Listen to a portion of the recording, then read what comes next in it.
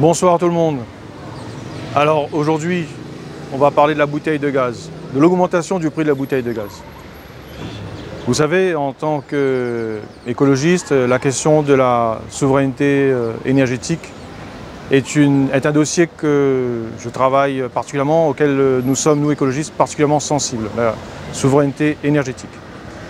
À La Réunion, depuis le 1er janvier, tout le monde a constaté, notamment les familles les plus modestes, les foyers les plus modestes, que la bouteille de gaz est passée de 15 à 18 euros.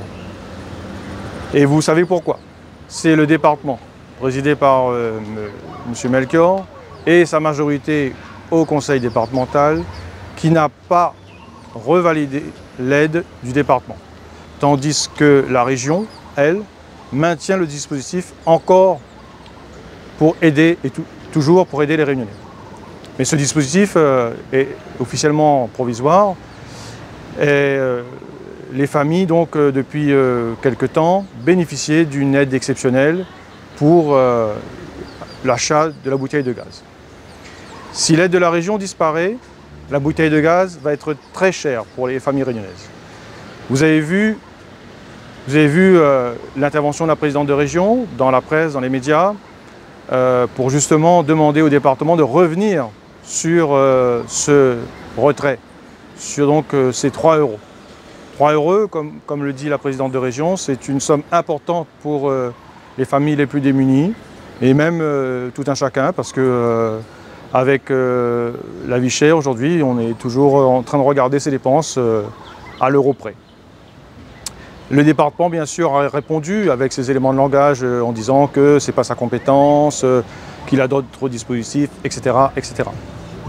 Mais je crois simplement, et là finalement ce dossier révèle la réalité de la majorité du département, elle est proprement antisociale et finalement très éloignée des préoccupations quotidiennes des Réunionnais, des Réunionnaises, des familles réunionnaises, notamment celles qui sont les plus fragiles. Et nous, à Génération Écologie, nous sommes au contraire du côté des gens qui sont dans les plus grandes difficultés, et nous les comprenons, et nous demandons aussi au département de revenir sur cette disposition, sur ce retrait de disposition.